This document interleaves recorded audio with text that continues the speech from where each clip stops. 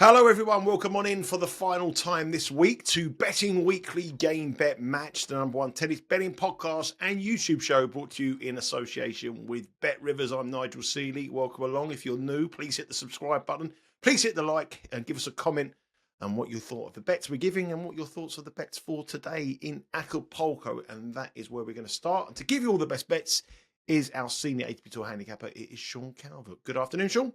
Good afternoon to you on this drizzly afternoon in England. Apologies if you can hear the rain beating down on my roof from the microphone, but yeah, it's all good here, mate. Yeah, how are you? Yeah, it was good. Nice winner last night. And Yep. Aldi Yep. plus 7.5. Didn't win the match, but he got so we had to do. We had to cover, and that's what he did.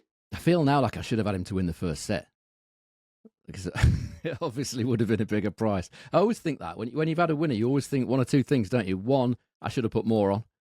Generally, is he feeling? And two, whenever I win a bet like that, I just think, I should have had him to win the first set. But yeah, no, you take it, don't you?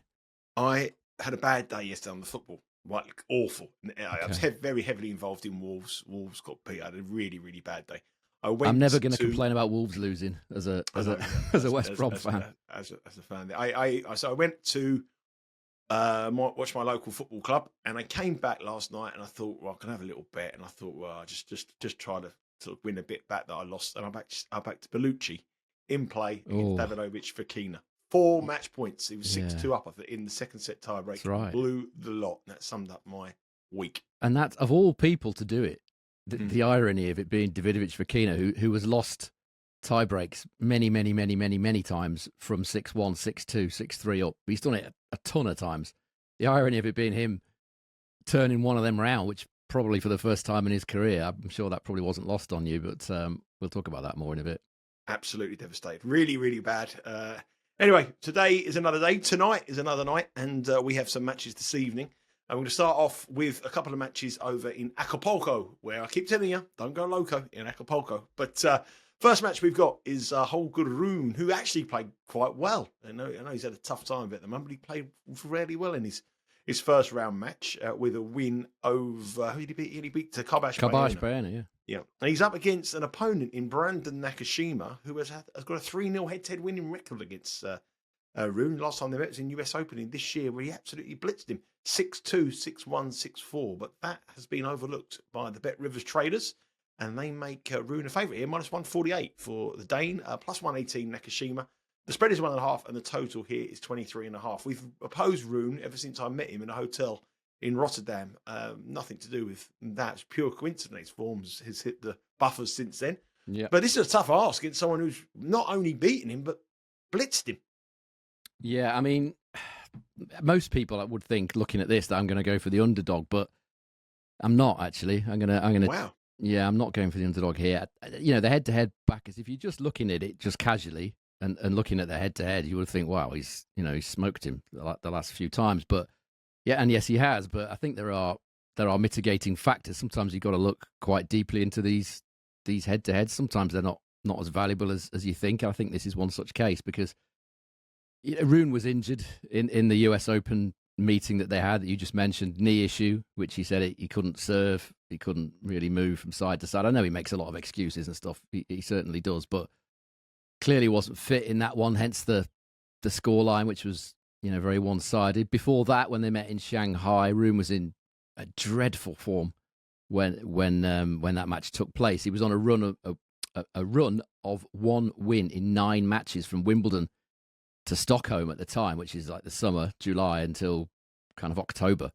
So he was in absolutely rotten form then, and he was possibly a little bit tanky in that one, 6-love, 6-2. So, and the other one was years ago in the next gen sort of semi-exhibition event when Nakashima was actually favourite. He was the higher ranked player. Rune was the new kid on the block then. So I'm not looking at this head to head. Normally when I look at the head to head, I kind of think about the matchup and what one player is doing much better than the other, or what one player does to hurt the other. And I'm not sure I'm seeing a great deal here. I think this is just a blip, if you want to call it that. The two matches, Rune will certainly be absolutely desperate to overturn this head-to-head. He's got the chance actually for back-to-back revenge missions now, doesn't he? After beating Calvert in round one, who he also had a poor head-to-head record against, and also lost in the US Open too. And he said after that match, he said, it gave me extra motivation and to gain revenge. So this, you feel, is going to be the same. No player likes looking at a head-to-head against a certain opponent, particularly if they're lower ranked, and looking at a 0-3 or a 0-2. And, conditions should definitely suit Holger Rune to get that revenge. If you look at his record in Acapulco, 78% win rate, service points won and return points won total of 108, and a hold and break total of 114 at this tournament. Nakashima, 40% win rate and a service points won and return points won total of 99, a hold and break total of 92. So just looking at that, you would think, the conditions do favour Rune. You think that anyway. It's a slow, high bouncing hard court, similar to sort of Indian Wells-ish, that sort of clay vibe on a hard court. And Nakashima's problems are still the same as they've always been, really. That is that he struggles to break serve. Even yesterday against Benjamin Bonzi, who's not the kind of player that would like those bouncy conditions. He's more of a quicker, slicker court man. Bonzi prefers the indoor hard, particularly. Nakashima had 16 breakpoint chances against Bonzi, took 3. And that's, that is his issue. It's always been his issue, Nakashima. Breaking serve, he's really, really poor in that area. Looking at Rune's stats a little bit further in Acapulco, he holds serve 87% of the time in these conditions, Holger Rune. And as I said, Nakashima, his weakness is breaking serve. He's only broken serve 15% of the time at this tournament. Now, if you look at the odds, Holger Rune for the 2 main level matches, he was 1.54 in decimal, minus 185 for both of those meetings in Shanghai and New York. And now he's in decimal 1.68, around about minus 147, 148. So he's a one of these rare ones where I can see a bit of value in a favourite. I just feel like this is normally my bets are, you can kind of predict him a bit, can't you? When you look at the screen, he's probably going to go for the underdog, but not on this occasion. I can see a bit of value in the favourite here. So what I'm going to do, given that Nakashima does struggle to break serve, and Rune is very strong on serve here, and I feel like conditions do suit him, I'm going to go minus 1.5 games. Very small handicap with Bet Rivers, and that is 1.88 minus 114. He might, if you feel a bit braver, then go minus 2.5, minus 3.5. You'll obviously get plus money for that, but yeah, that's where I'm going in this one. If someone had offered me massive odds that you were going for Holger Rune, I wouldn't be taking it. I would have thought I don't like to be predictable. Certain that you're going to go for Nakashima at plus 118. How wrong can I be? Hopefully you're not wrong on this one. Holger Rune minus 1.5. Will the Great Dane come back to some kind of form? Sean believes he will. Remember, if you go across to the Bet Rivers website, there's 27 different markets available now on this match, and you can bet live and watch live with Bet Rivers. The match will be screened live around about 8 p.m. Eastern Time. The action tonight starts at 7 p.m. Eastern Time, and we start with this match. It's Daniel Altmaier up against Tomas Machac. Minus 375 for Machac, 280 Altmaier, 3.5 is the spread, and 21.5 games total. They've only met once before, which was way back in 2019. Machac won it, but Altmaier had to pull out. If you look at the records, so Machac has been in good form. Beat Mencic in round 1. It was a pretty long match. It went all the way to a final set. Did all right at the Ultimate Tennis Challenge, but he didn't really have to play anybody in that Ultimate Challenge. Not really an ultimate challenge, being Goff in Kaboli and Manarino. I wouldn't sort it the ultimate challenge. But he did reach the quarterfinals in Dallas, where he got beat by an inspired Denis Shapovalov. If you're looking at the betting here, it's Machac who's the heavy favourite. Are we going with the favourite again here, Sean? Or are we going back to the norm, going back to the underdog? Yeah, not minus 375 in these conditions. No, it's a bit of a lean for Altmaier here. I just wonder if the slow conditions might give him a reasonable chance in this matchup. He's been given a wild card this week. It's not the most glamorous wild card for an ATP 500. Daniel Altmaier, world number 76. It's kind of a peculiar wild card. There's obviously some tennis politics going on there, but he played well. He's been playing well lately. He played well in round 1, beat Delray Beach champion Miomir Kekmanovic in the opening round. He lost to Kekmanovic here last year, actually, so got a bit of revenge for that. Very, very solid and decent win for Altmaier. The slow, bouncy conditions suit him. He beat Alexander Zverev here in the first round last year. As I said, he's been playing well. We had him to beat Fies in Rotterdam, which he did. Made the quarterfinals there, I think, and made the quarterfinals the week after, sorry, in Marseille, very close to the semi-finals, actually, in what I would consider for him to be unsuitable conditions indoors in Marseille. So, his confidence is high at the minute. Machac, he's a great player, but I'm not convinced about him in slow, bouncy conditions. He's a guy that would prefer slicker, quicker, lower bouncing conditions than this. I'm interested to see how he goes here, Machac, actually, because not just here, but in Indian Wells as well, because I remember back in Manarino to beat Machac at Indian Wells last year, and he absolutely smoked him, something like 6-1, 6-2.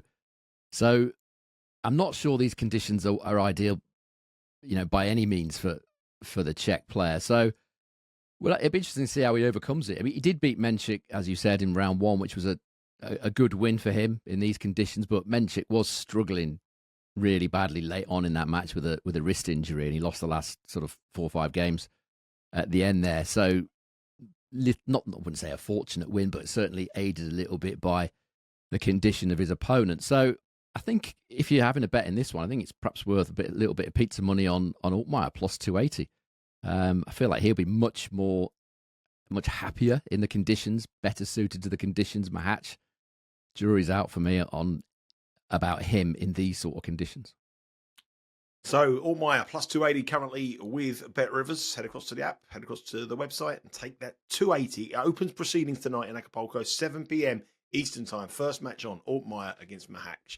Our final match starts at 9:20 this evening. It's France's Tiafoe up against Alejandro Davidovich Fokina. I mentioned about Davidovich Fokina costing me earlier last night. Yes. In that crazy match where he saved 4 match points against Bellucci, who is definitely now gone into the mental category of players that I'm not going to be betting for a very long time. Francis Tiafoe is a marginal favourite against Davidovich Fokina, minus 124. And Francis Tiafoe had a very good win yesterday against Muller, who's been in great form. And Tiafoe hasn't been in great form, but the American won that. He's a favourite here who beats Davidovich Fokina. He justified that favouritism. He's got a 2-0 head-to-head winning lead over Davidovich Fokina. He's minus 124. Spread is minus 1.5 or plus 1.5, whichever way you want to go. And the total here is 22.5. They did play in Cincinnati, which Tiafoe won 6-3, 7-6. And they played a close one in Estoril, which went all the way to a final set after a 7-6 Tiafoe first set, 7-5 Davidovich Fokina, and a 7-5 to the American to edge it in a long, long match. Common theme for these two matches they played is they've both gone overs. Does it look like an overs match here? Who could say with Davidovich Fokina? Yeah. I mean, he's so hard to predict, isn't he? He doesn't tend to do things the way that you would expect. He's a very unpredictable kind of guy, as he cost you yesterday, and he's cost me numerous times over the years. I'm not convinced about Tiafoe here. Yes, he had a pretty good win in round one, but it was a very fatigued Alexandra Muller that he played in that opening match.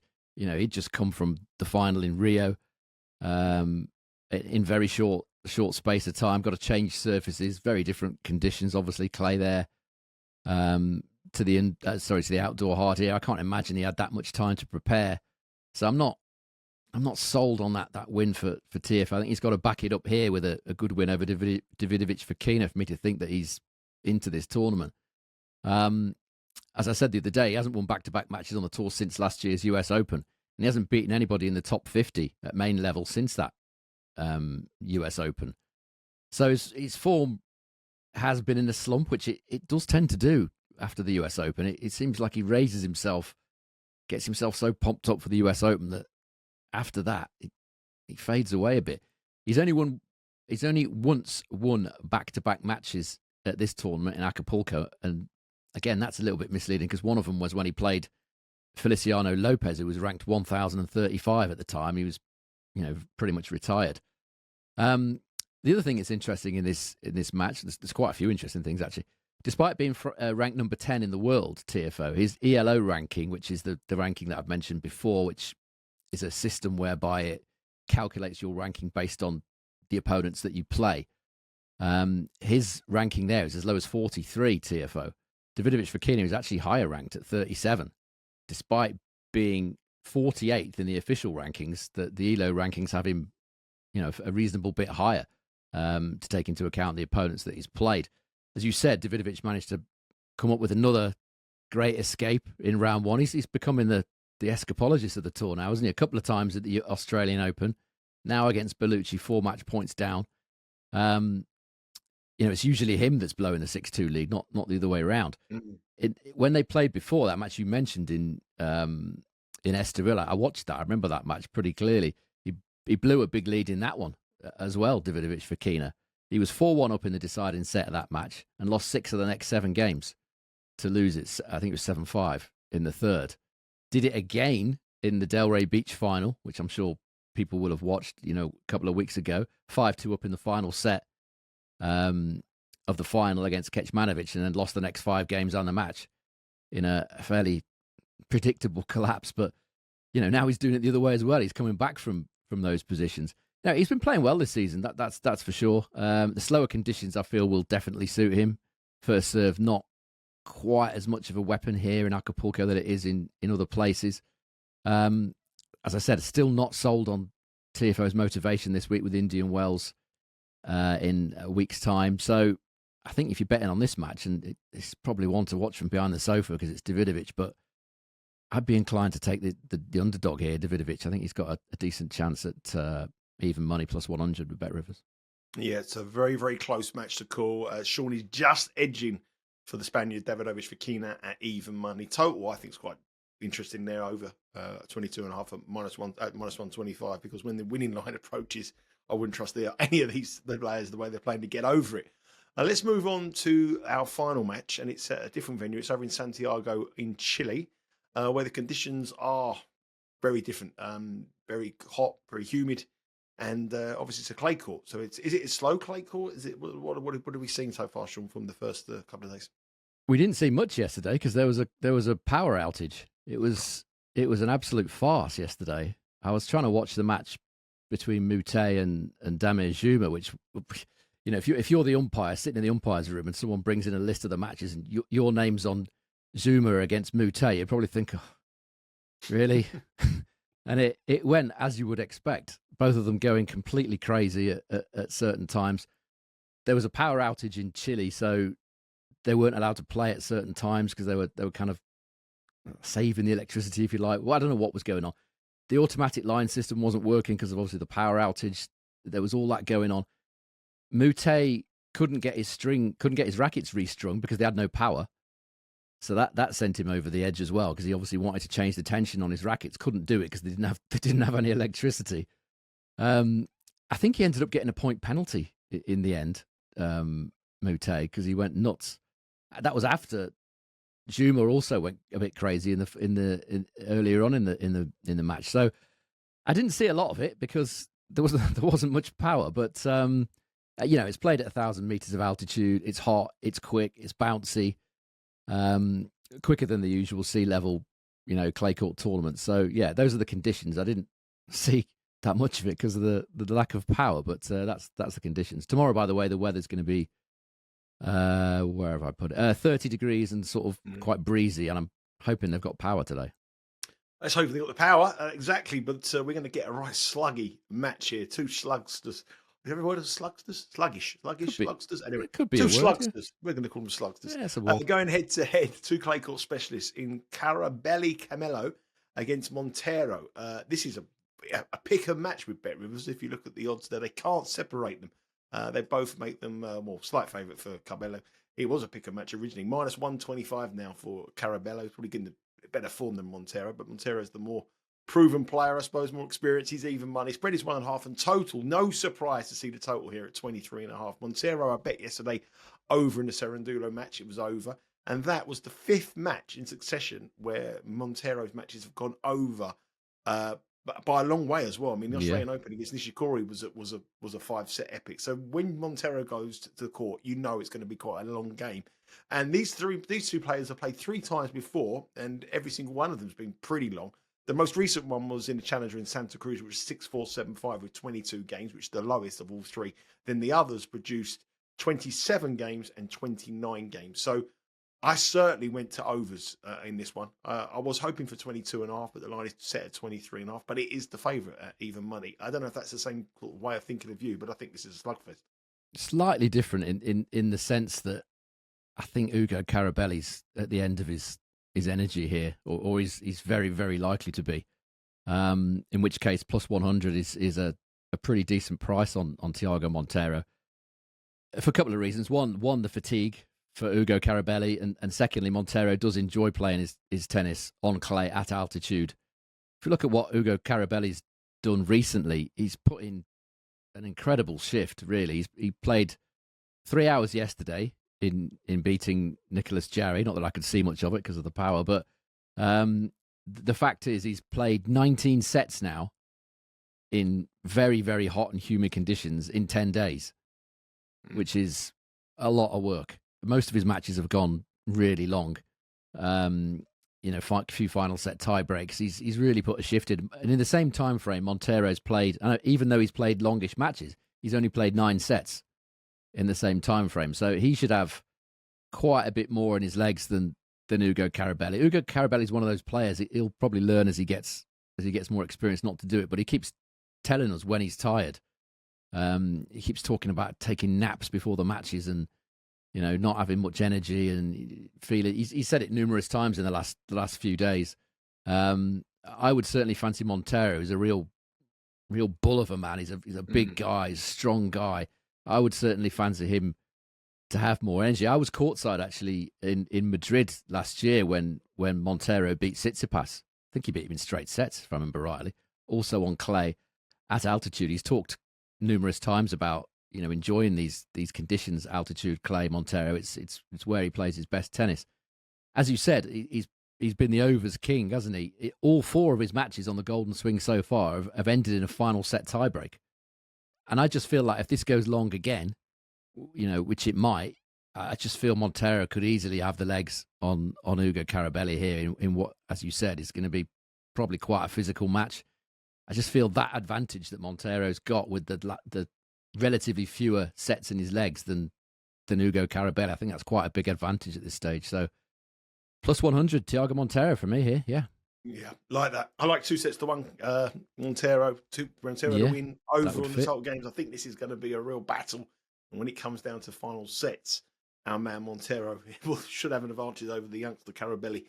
Interesting sort of thoughts there on those 4 matches we have. Some mixture of leans and some mixtures of official plays. On the season so far, we're about 6 units behind on the ATP Tour season so far. I've had about a couple of weeks, but obviously next week and the week after, when the real tennis season kicks in for me, it's the Sunshine Double over in Miami.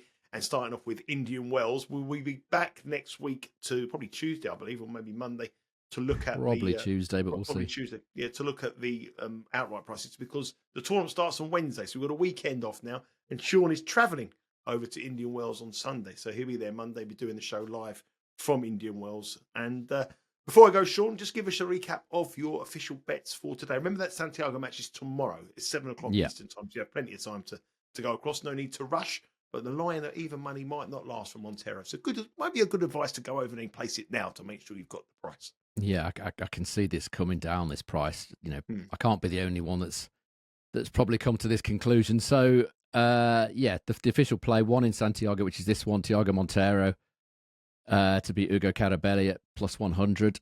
And I'll just open the Acapulco page again. You think I'll be able to remember it, but clearly I can't. It's age, mate. It's age. Don't worry about that. So it's Holger Rune, isn't it? Minus 1.5 games on the handicap to beat a Brandon Nakashima. That is a 1.88 minus 114 chance with Bet Rivers. Those are the 2 official plays for today. Let's hopefully end the week on a high with 2 official plays. Remember to keep across all our content here by subscribing to Betting Weekly Studios on YouTube. The newsletter, bettingweeklystudios.com is the place to go for the newsletter. 2 winners already on the newsletter with a tennis pick and from Rory Giovanni and a football pick from me yesterday, exclusive on the newsletter. We're doing really well, all the handicappers on the newsletter, and you get it free for going for bettingweeklystudios.com. Keep across us on socials at Because We Win on Twitter and on Instagram. And please hit that subscribe button here. We're approaching 8,000. As we said yesterday, almost 1 million views on the channel, and we should be getting that over the next 2 weeks. So thanks for watching. If you're not subscribed yet, 50% if you haven't, please hit the subscribe button. That's what we want. That's what we need. And we'll keep these shows coming if we keep getting the subscribers. Okay, that's it for today. That's it for the week on Game Bet Match. Let's end out with a couple of winning picks. Good luck with all your baits. And next week, the tennis season really hots up with Indian Wells and our man, Mr. Calvert, giving us all the updates from Indian Wells. Take care.